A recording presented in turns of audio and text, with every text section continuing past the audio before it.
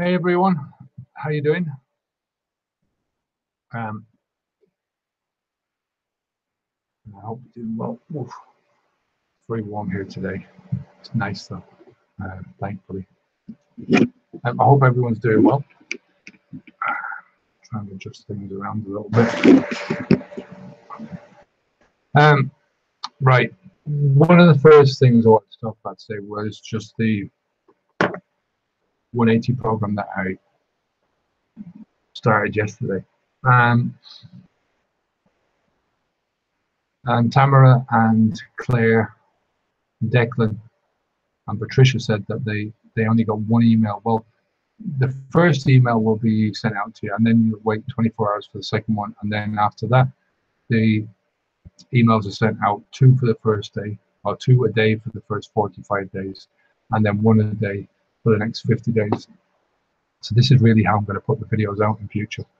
I think it's just, I mean, I'm still going to put a couple of videos onto the forum, but I think it's better to have them like this with the sequence. I mean, we started out with the group a while ago.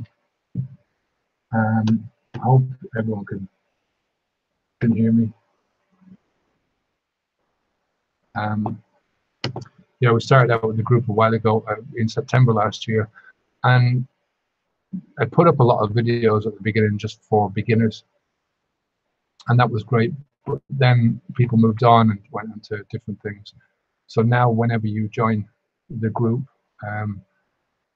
you'll get this video. You click on the link when you want to start the video, start the process stuff, and then you get your welcome email. After that, 24 hours later, you'll get your first morning email, then an evening email, and so on and so forth for the first 40 days or 45 days, and then after that you'll get one every 150 days, and it's a sequence that brings you forward. So, you know, when you start the sequence, you're obviously going to be in that preparation mode or in the beginning mode, and then as you're going through it, we'll be just talking about a lot more stuff that is relevant to you. I think it's just a better way of doing it. So if anyone's got any questions about that, I'm quite happy to answer them. I'll do another video.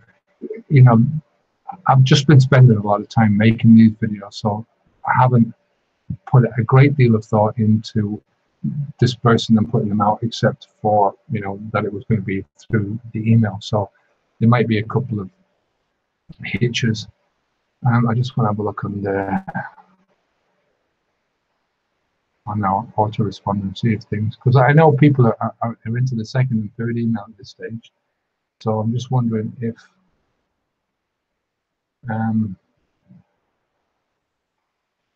everyone's having that problem, or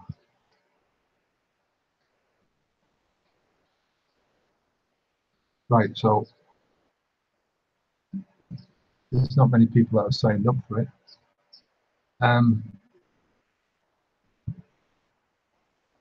So the people that I've got now on the list, there's 9 people. I'll just go back over that. We were saying that Tamara, Eric. No, Eric hasn't. Just 1 second. Tamara, Claire, Declan. There are 3 of the people that signed up. I see Declan, I see Tamara, but I don't see you, Claire. So I don't know if you're watching today, or I don't see you on the list. So really, you have to see if I can bring up that first email. Let me see.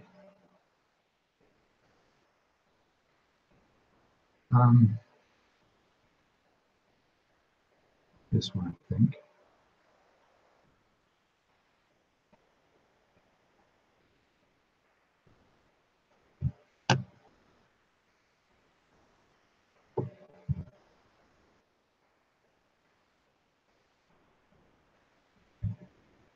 If anyone's got any questions about anything else, feel free to ask away.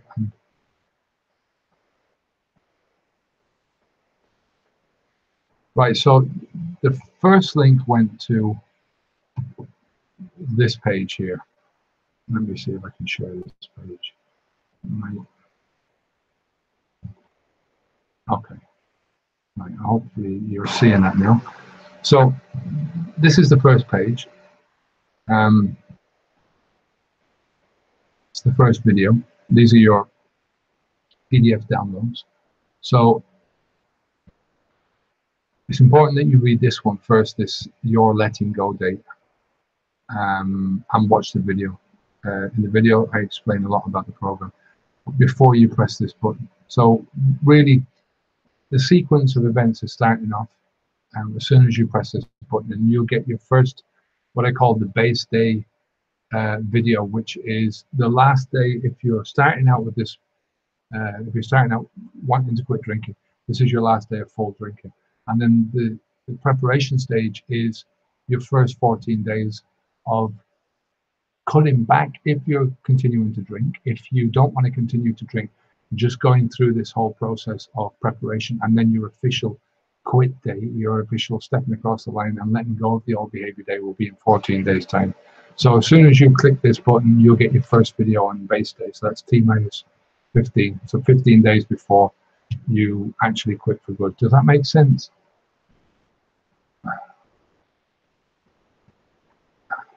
Hey Bobby Sue, how you doing? Tom, there are 3 or 4 watching. I think there's 4 watching.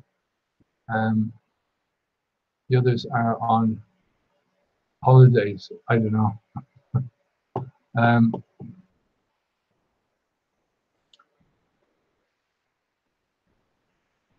If anyone wants to, either on this, I'm reading this off YouTube, but there's also, you can comment on the forum as well. So, like I say, you know, these are the videos that I'm going to be putting out every day. So, this is your live. This will be your daily videos now from now on. And there's a lot of good stuff in there, you know. So it's just taking me a long time to put it together. So that's why I haven't put it up before now. But so you should get this, and then when you click on this, get started, that's when your first day starts. That's when the sequence of emails starts. So Declan and Tamara have already started that sequence off. You should get your second, you should get the second email as soon as you click that button. Then 24 hours later, you should get a third email. 12 hours after that, you'll get the next email. Then every 12 hours for the next 4 to 5 days, basically, you'll get an email with a video. So does that make any sense?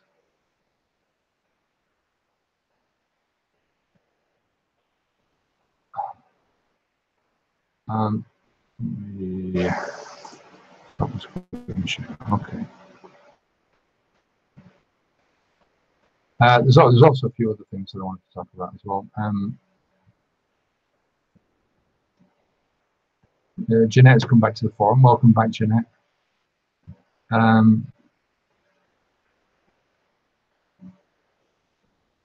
She says, I'm here in Spain having 2 weeks holiday. Thank you for your replies. What's the life coaching thing?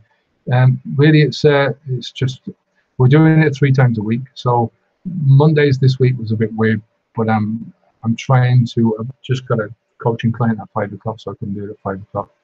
So for the next 4 weeks anyway, it'll be at 4 o'clock on a Monday, 3 o'clock on a Wednesday, and 1 o'clock on a Friday. That's Spanish time, or as Tom says, Madrid time. So that link that you gave the other day, Tom, I put that up into the post, and I'll do a video of this as well. I think I'll do a few of these small videos and put them into the start here section. Maybe that will help. I'll try and get some of those done over the next couple of days. I should have more time now. I've still got a few videos to add on to the end of the 180 series, but you know, I can take my time with those now. You signed up yesterday as well, Bobby Sue. Let me see if I can find your. I mean, if you click, did you click the button, Bobby Sue? Did you click that start here button that I was showing earlier on?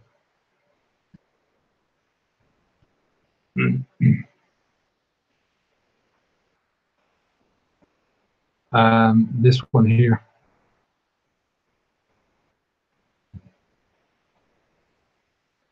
You click that one, okay.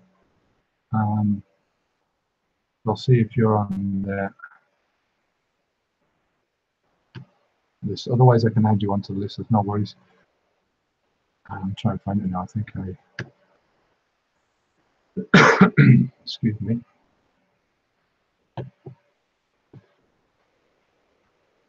Yeah,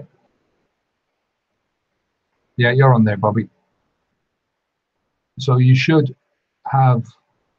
I can't see the time that the date you added was.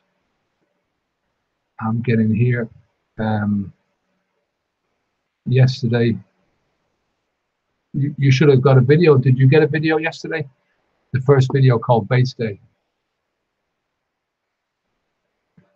And then you signed up at 6:05 in the evening. So you should get another video tonight at 6:05, and then you'll get another one 12 hours later, so on and so forth. So it'll keep ticking over like that.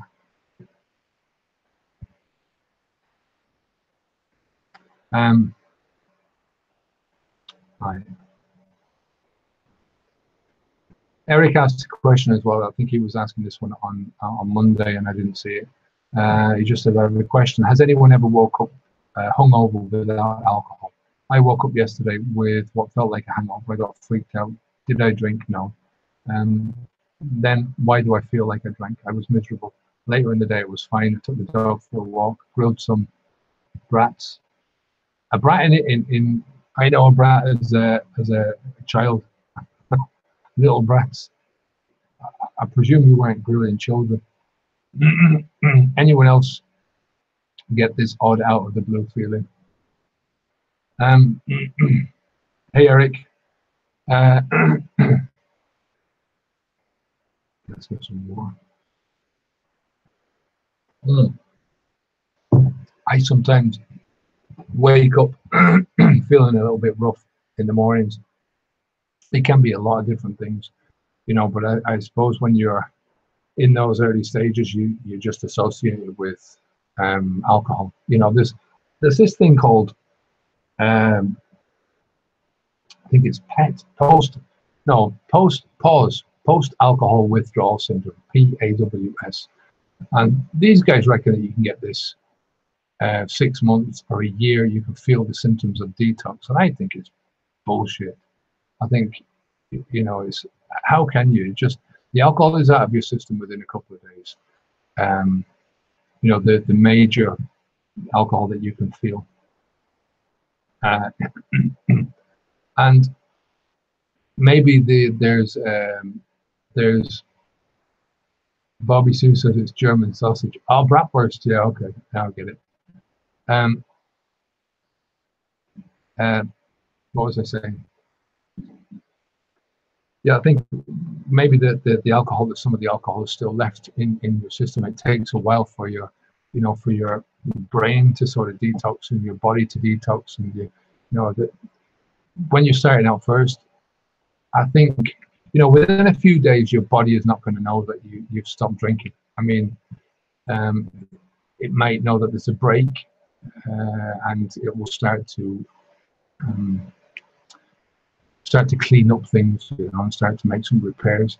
But I think once it realizes that there's no more alcohol going to start coming in, I think then you start going into proper detox. This is only my own theory, so, you know, I've no proof of this, but this is what I felt like. So Tamara says anything for me after the fact is usually a detox. I agree. I think it's I mean, I think in the early days, I mean, you know, like I say, I get what feels like sometimes a hangover if I've eaten something badly. A lot of the time, your alcohol consumption will cover up all that, so you don't notice it. You know, it's like what I say about peeling the orange or peeling the onion. Once you peel back that initial layer of brown skin, which is your alcohol behavior, you start to notice a lot of things underneath that, which you couldn't notice before because the alcohol was masking it all, you know, the behavior was masking it all. So some of that stuff is good. Some of it's bad, you know, some underlying bad habits, like, I mean, you might have the obvious ones like you smoke or you overeat. I was doing a lot of that. I was overeating a lot when I was drinking. I just quit drinking quit smoking a couple of years, 2 or 3 years beforehand, so I didn't have that anymore. But there was other things as well, this procrastination that had snuck into my life, and a lot of other things that you don't notice until your mind starts to clear up from the alcohol. But I definitely get a what I call a food hangover now if I've eaten something which I don't normally eat. We went out yesterday and I woke up, so after a couple of hours actually, we were out with some friends who had left Spain a few months ago, but they were back over on a holiday, and we said we'd meet them for a midday curry, which I don't normally do anyway. It's normally in the evening, and the curry house that we go to really holds back on a lot of the grease and the oil, and this one was just really oily, and I felt the oil almost straight away after I'd eaten it. So your system just gets more and more attuned, especially when you start tuning up your diet and your nutrition levels. Your system becomes much more sensitive to crap then, so that's what I get every so often is a food hangover, so I wouldn't worry about it. Let me see.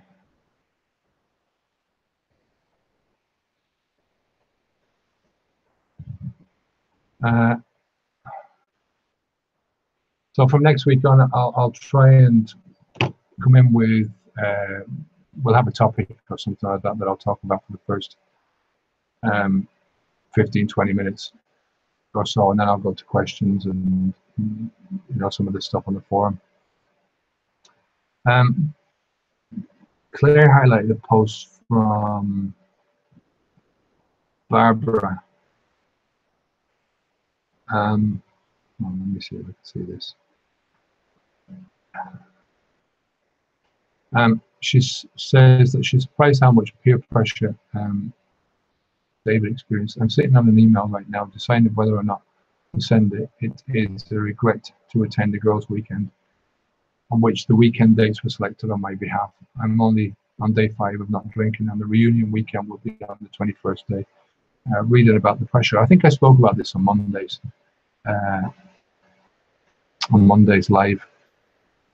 Really, I think that if you can put these things off, most of the time when people are put under pressure to drink again, it's normally under circumstances where other people are putting them under pressure. If they're going around their normal day-to-day lives, doing the same thing over and over again, coming home from work, and those kind of triggers become much more easier to handle, and you can sail through those triggers. And it's not normally, it's something which stresses you out maybe more than normal. But even then, if you're on your own and you're in your own environment, people tend to be able to handle that much more than the triggers that are sent onto us by other people, or we're put into situations like this where we have parties or celebrations of one kind or another, and it's normally the people that do it. And it's listen to other people when they say to you, well, you don't really have to you don't have to quit altogether. You can just moderate. And it's people that don't know what they're talking about. They're not moderating themselves, and they're just presuming that they're giving you the same line that everyone else has had. But the problem is that when you stop drinking earlier on, and this is for the first, at least the first 30 days, in my experience, what happens is, the less time you've got to put into it, the less personal investment you put in terms of time and effort. And even if you're talking about when you've gone through, as you say, day 3, day 4, day 5, it's taken a lot out of you, and you're putting in a certain amount, but not as much as when you cross that 30-day line. It's like a milestone, and you can say to yourself, well, this is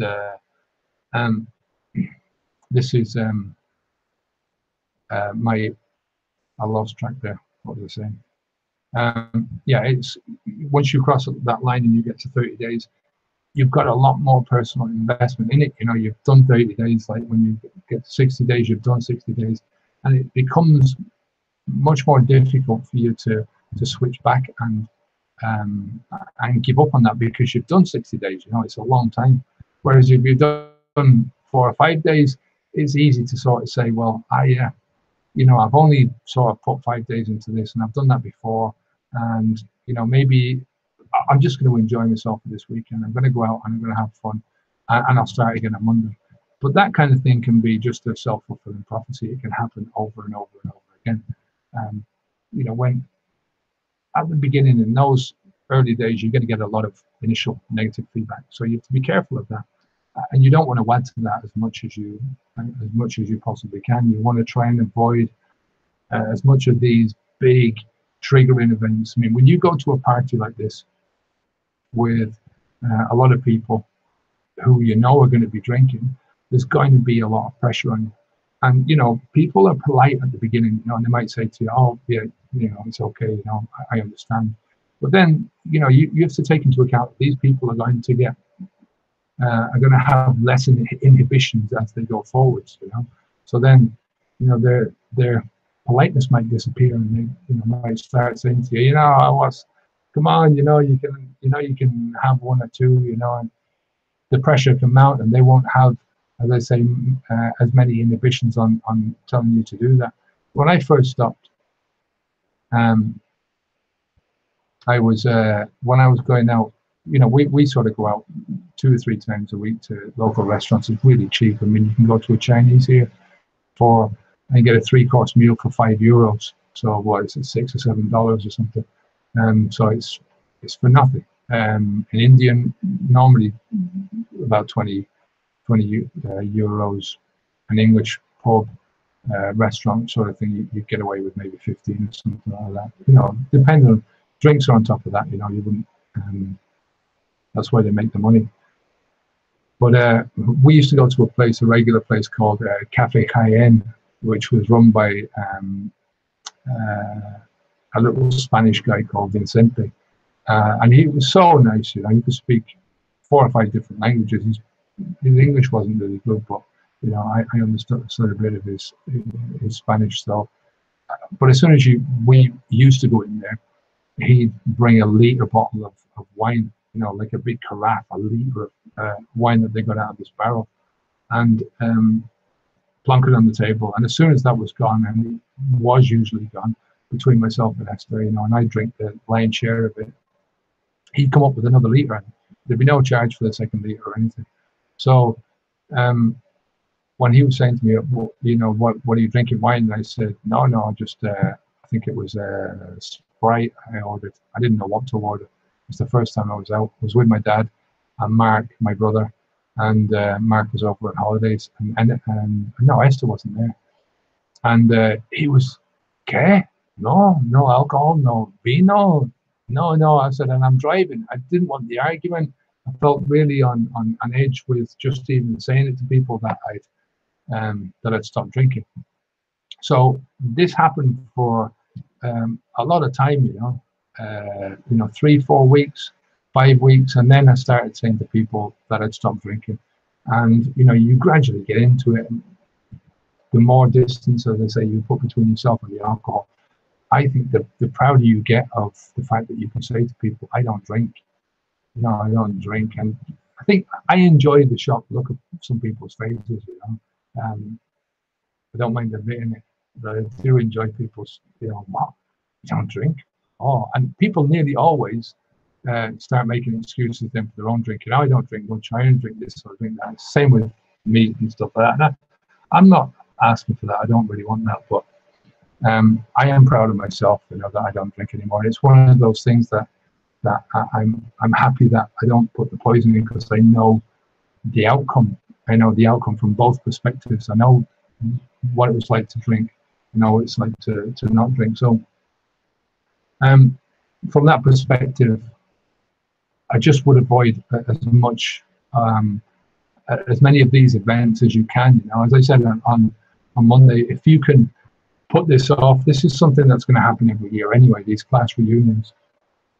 So imagine, just put yourself forward and imagine yourself in a year's time with a year underneath your belt, over a year underneath your belt of not drinking, and how much your life is going to change, how much your general life is going to change, your relationships, your money, and your career and all that kind of good stuff. But imagine how much physically you will change in a year of not putting a toxic poison inside your body, you know? So I think you shouldn't go anyway. Eric says, I think pause is also bullshit. Yeah, stick with the 3 Ps. It is. I mean, it's pause to me is one of those things that I don't know. It's just something that some guy made up. Someone made up when they were bored and thought, well, you know, maybe the same thing. You know, maybe they were having a bad feeling, or they had a bit of a bug or something like that, and they related it back to alcohol, and that's, you know. But there's no evidence of any of this stuff. You know, there's the same thing with alcoholic. There's no evidence for that there is such a thing as an alcoholic. I mean, I think there are people who you could, you know, it would fit more than anything else. You know, the person that gets up in the morning and has to have a drink and are completely, you know, their life revolves around alcohol. You know, they're what was the word? Addicted, maybe. You know, they can't do anything without having a drink. I think they're, you know, would be up there with that would be an addict, let's say, you know. But you know, I've talked about this before with the scale. I think there's, you know, you have to relate it to other drugs, and look at the way we treat other drug users and how we treat other drugs, and you've to sort of put it into that same sense. Whereas, you know, when somebody is taking heroin, there is no scale. There's a personal scale on the terms of how much they're taking and how much damage they're doing to their lives. But from an outside perspective, when you look at somebody who's taking heroin, it's you know, for me, it's a shock. You know, when I see a heroin user or somebody says to me, "Oh, I used to take heroin," you know, it's like, I don't know what to say to them. It's, you know, and it's the same with, I mean, I've known people who were taking cocaine. I didn't know they were taking it, and then they'd offer, you know, I had it offered to me by people who I wouldn't have given them that they would that they were somebody who would take that kind of a drug, you know. But that's when I was drinking alcohol and smoking cigarettes. So, you know, it's when you're I think when we look at from the outside now perspective of somebody who smokes, you know, there is a scale there. There's a personal scale where you look at them and they say, well, he's only smoking a couple of cigarettes, he's smoking 3 packs a day, you know, whereas he's only smoking 3, but they're still smokers, you know. Everyone's a smoker, if you get what I mean. So, you know, I think anyone who drinks alcohol, they have a problem from that perspective, in the sense that they are doing something to themselves which is not healthy. Okay.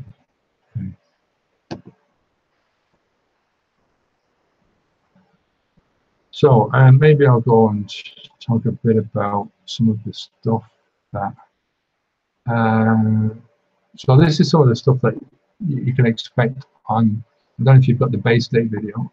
So the first video, talk about SMART goals, just making your commitment to the first 14 days. I believe that, you know, commitment should be done in phases. You know, one of the biggest obstacles, I think, for anyone who's starting out quitting drinking alcohol at the beginning is just the idea of never being able to drink again. You know, and it's something that we want.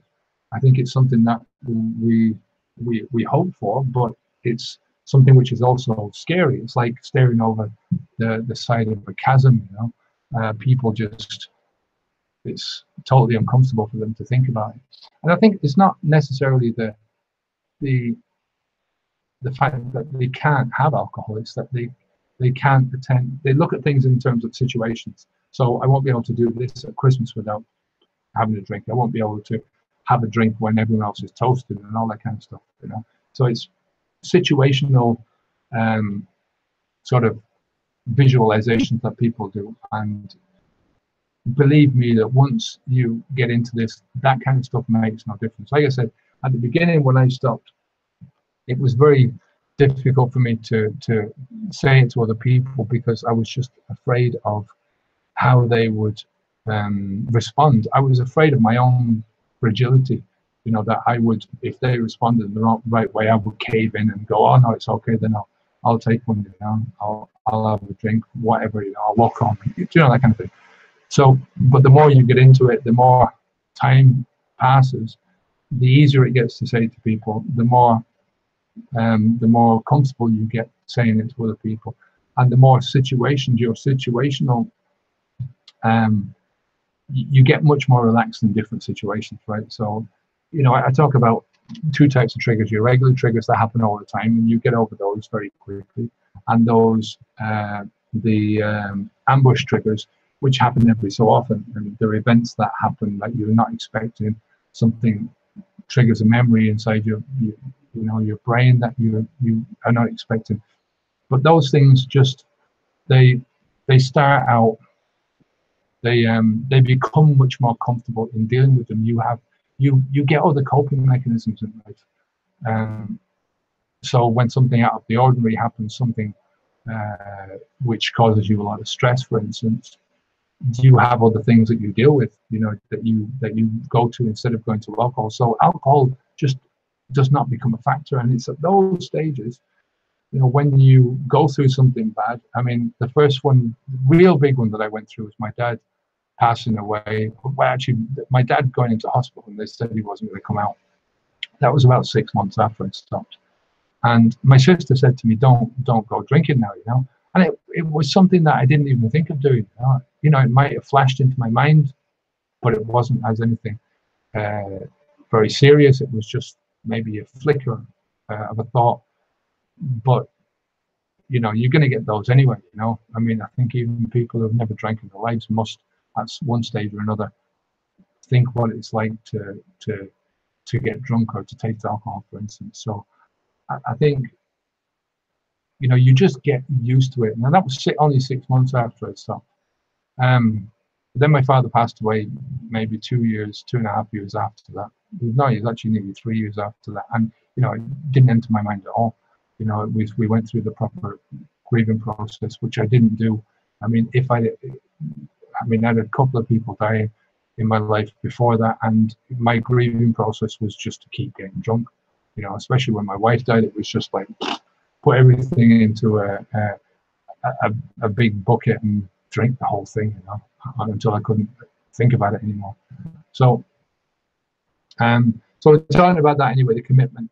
So the commitment is basically when you start it out, the commitment is you make the commitment to the first 14 days, right, to the preparation stage.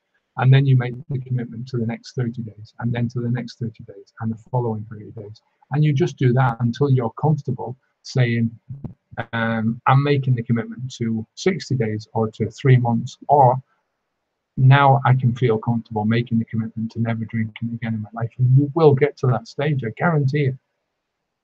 If you follow the principles here, if you focus your mind on the things that you want in life instead of the things that you don't want in life, you know, this is one of the problems with the AA. This is one of the problems that we had with the old Facebook group, was because everything was focusing around alcohol. Now, it's one of the things that I'm thinking of doing as well.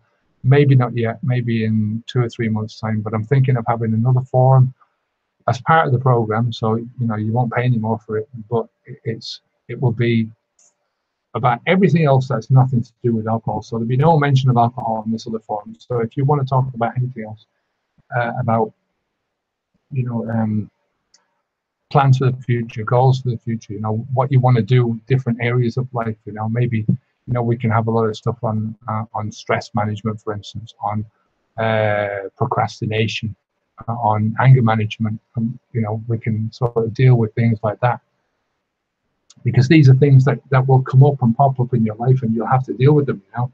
And you can't turn to alcohol if you're feeling angry. You can't turn to alcohol if you're feeling stressed, right? So I think it would be nice to have a totally separate, I'm not sure if I can do that within the forum that we've got, or I'll have a third login. I don't really want to have a third login if I can, but we can sort of have maybe, I don't know, we'll figure it out anyway, but I think we should have a place where everyone can go, where there's no talk about alcohol.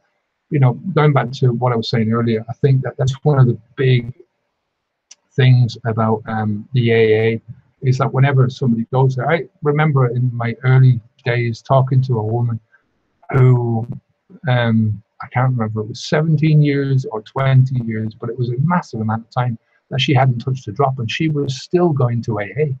And it was just, it boggled my mind. I couldn't understand why she would do that. You know, this was after only a few months for me, and I was buzzing with the whole thing. You know, I really was focusing on what I wanted to do. But when you go to the AA and you keep going, or when you go to, you know, there's a forum that somebody suggested to me recently, which was on Reddit, and it's called Stop Drinking, I think. I mean, there's plenty of forums online, and you can go to them, but people are all talking about the same thing. It's sober. I'm sober this many days. I'm sober that many days. This is the horror story that I had when I was drinking, and everything is focused around alcohol. So, in my experience, you know, it's one of the foundational principles of any self-help is that you get what you focus on. So if you're focusing on the alcohol, this is what is going to be in your mind. This is what is, you know, it's the same thing if you focus on, if you, I don't watch the news at all. You know, I try not to, you know, I know if something really massive happens in the world, somebody's going to tell me. You know? Otherwise, I won't watch the news because I don't want that negative feedback. And that's what you're getting with these forums. It's just complete negativity all the time. You know, from one perspective, you're getting the negativity about alcohol. So if you're using it for the first couple of weeks, fine, fair enough. You know, it's pushing you away from alcohol. But to keep going back there and to keep using it, same with AA, to keep using it is nuts. Eric says, is there a place here or over Alcohol Mastery to type in a keyword for videos related? I think on Alcohol Mastery, let me see if I can get it up here. Where am I? Excuse me. Right.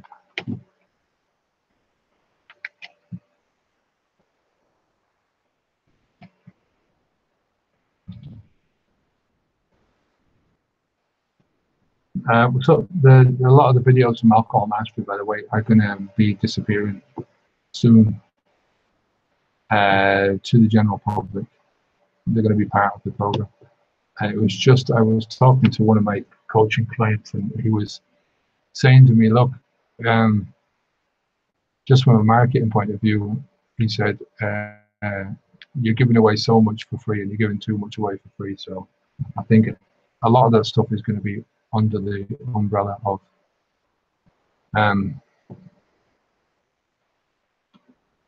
the mastermind group. So, you know, you'll get all that stuff here. Don't worry about that. But anyway, if you want to go to, let me show you this now.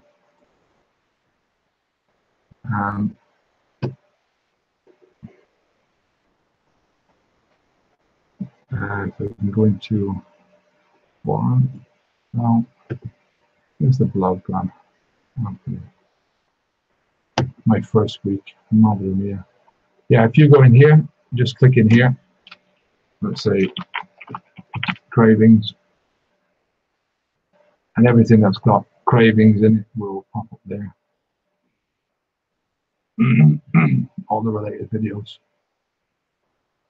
You put it in sleep, same thing. Put that hat. Bottom no sleep. So there you go. So that's how you do that.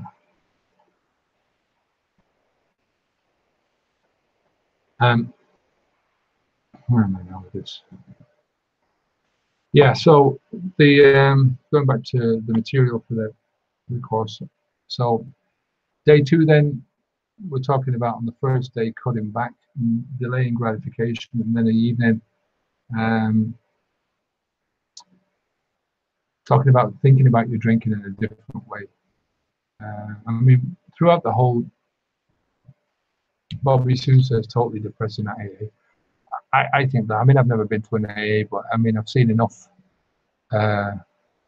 videos of AA and people talking about AA to know you know, there's a thing about AA that which I didn't like, and that was, apart from all the you lose control, you have to hand over your control, which I mean really sounds like a cult to me, you know, something like Jonestown or something, you know, where you're handing over your control to this higher power, and the higher power happens to be this dude who's getting everyone to poison themselves. Yeah, the thing I didn't like about the AA was that a lot of people that go there are sent there by courts, and are not there of their own volition. You know, they're forced to go there. I think when you have people, anyone who's forced to do something, it's the same way when somebody says, well, how can you quit drinking alcohol? How can you get somebody else to quit drinking alcohol? It's very, very difficult, because they have to want to do it themselves first. I mean, you know, imagine somebody trying to stop you from doing something that you want to do. So first that you have to want to quit, and then you have to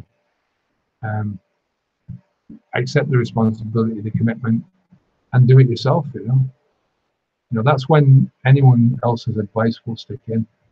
Jesus, there's an awful delay on the. I'm looking at this now with YouTube. The big delay, or am I just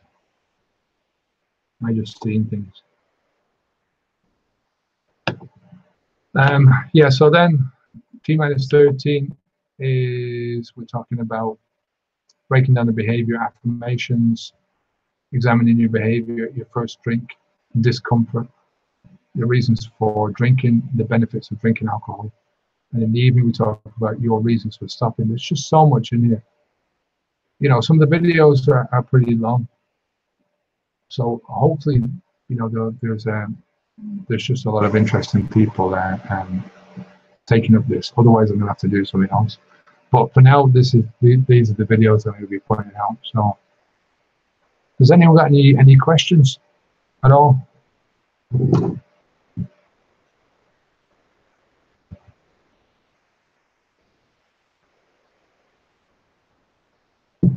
There is a delay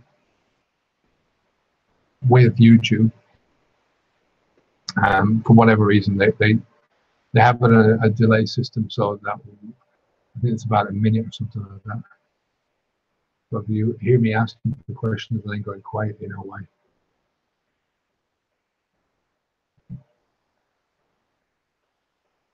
And that's really why I ask people if they've got any questions earlier on to stick them up, and then I can answer them sort of later on. And if people are not attending the live sessions, you can leave a question beforehand. Tomorrow, I think I'm going to do the Q&A. Let me see now. I think there's, unless there's only a couple of questions. Let me see, 22. Right, there's 2 questions on this week's Q&A. So if anyone's got any questions at all that you want me to tackle in this week's Q&A, please do them tonight. I'll just now. More questions?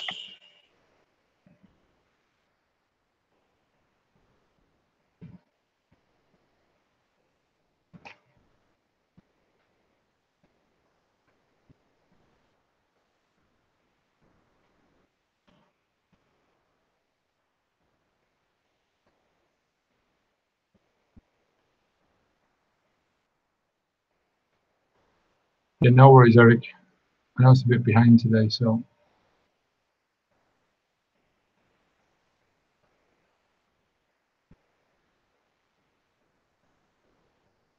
All right, guys, I'm going to leave it for today then.